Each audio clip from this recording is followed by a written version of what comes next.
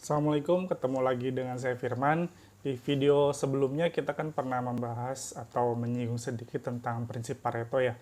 Nah, mungkin kita sekarang akan coba belajar lebih dalam tentang prinsip ini. Ayo, mari sama-sama kita belajar.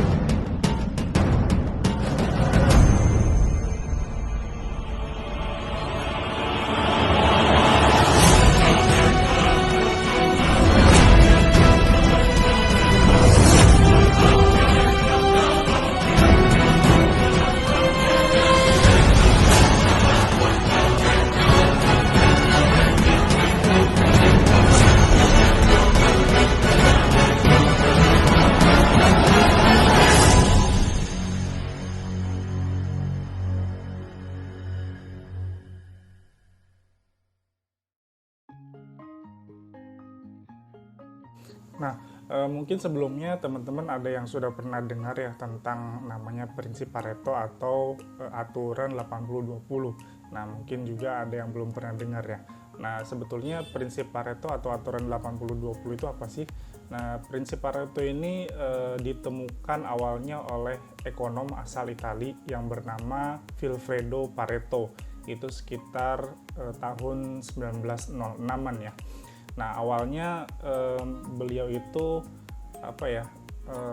mendapati fakta bahwa beliau itu kan bercocok tanam ya di tanaman kacang gitu ya. Nah, beliau itu mendapatkan fakta bahwa 80% hasil panennya setiap tahun itu hanya dihasilkan oleh 20% tanaman yang dia tanam.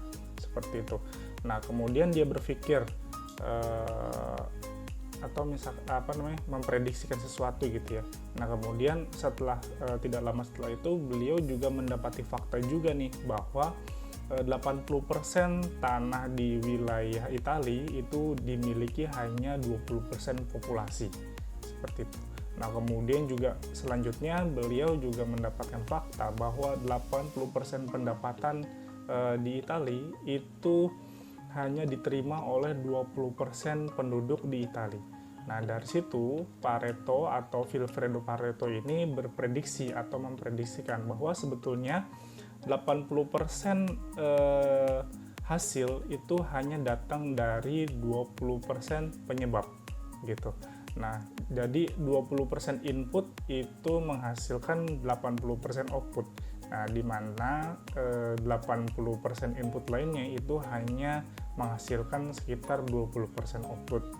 Nah, kemudian fenomena tersebut itu dikenal dengan aturan 80-20 atau yang lebih dikenal dengan prinsip Pareto.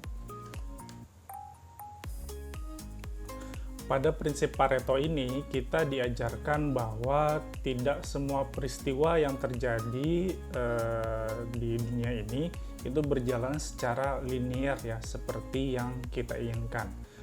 Misalkan kita menambahkan jam kerja 2 kali lipat, tapi hasil yang kita dapatkan itu tidak selalu 2 kali lipat dari biasanya. Nah, kemudian kita menambah pegawai misalkan 2 kali lipat, tapi bisa jadi produktivitas yang dihasilkan itu tidak 2 kali lipat dari jumlah karyawan yang kita tambahkan, seperti itu. Nah, kemudian pada prinsip ini juga kita diberitahukan ya bahwa ternyata setiap hal di dunia ini itu tidak terdistribusi secara merata. Nah, prinsip ini terbukti cukup akurat ya dalam mempresentasikan berbagai peristiwa.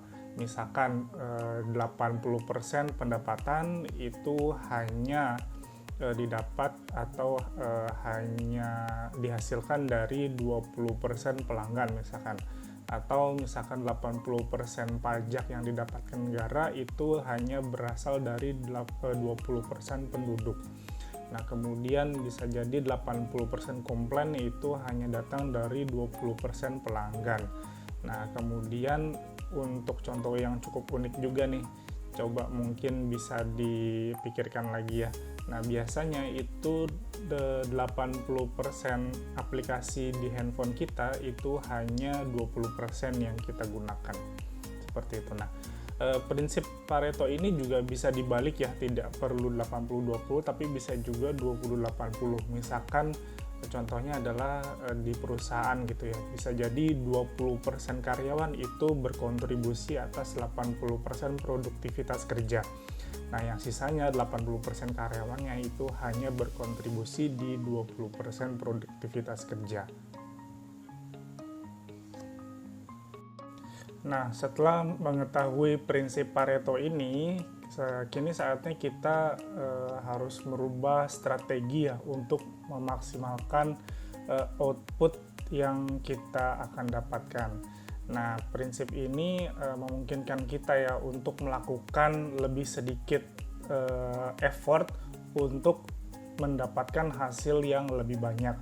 Nah, dengan memaksimalkan bagian yang 20% ini, kita bisa mendapatkan kontribusi yang lebih banyak dibandingkan yang lain. Nah, misalkan di sini kita memiliki produk ya, misalkan contoh pemasaran gitu ya, kita memiliki 10 produk. Nah, kita di sini harus mempunyai strategi memilih mana kira-kira 2 produk yang memiliki kontribusi lebih dibandingkan yang lain.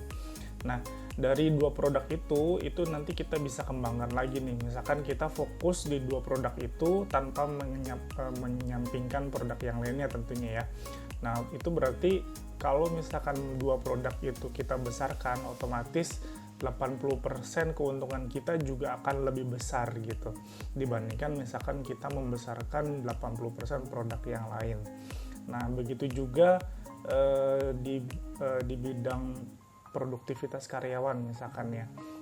Kita di sini harusnya mulai berpikir nih untuk mencari kira-kira 20% karyawan nih mana sih yang berkontribusi paling besar di perusahaan. Gitu. Jadi misalkan pada karena itu kita berikan reward atau apa gitu yang kira-kira dia ini benar-benar berkontribusi banyak di perusahaan agar misalkan bisa menjadi contoh yang lainnya. Jadi produktivitas kerja bisa lebih meningkat lagi seperti itu. Nah, kemudian perlu diingat juga ya kalau misalkan prinsip Pareto ini adalah hanya sebuah prinsip, bukanlah ilmu pasti ya, atau misalkan bukanlah suatu kepastian. Jadi karena ini hanya prinsip bukan hukum gitu, jadi aplikasinya itu tidak selalu benar gitu. Jadi bisa jadi kalau misalkan yang tadi itu misalkan 20% produk berkontribusi dalam 80% penjualan, nah bisa jadi di suatu waktu tertentu itu distribusinya linear gitu. Nah, mungkin segitu aja pembelajaran kita kali ini tentang prinsip Pareto. Sampai ketemu lagi di video selanjutnya. Terima kasih sudah menyimak. Assalamualaikum.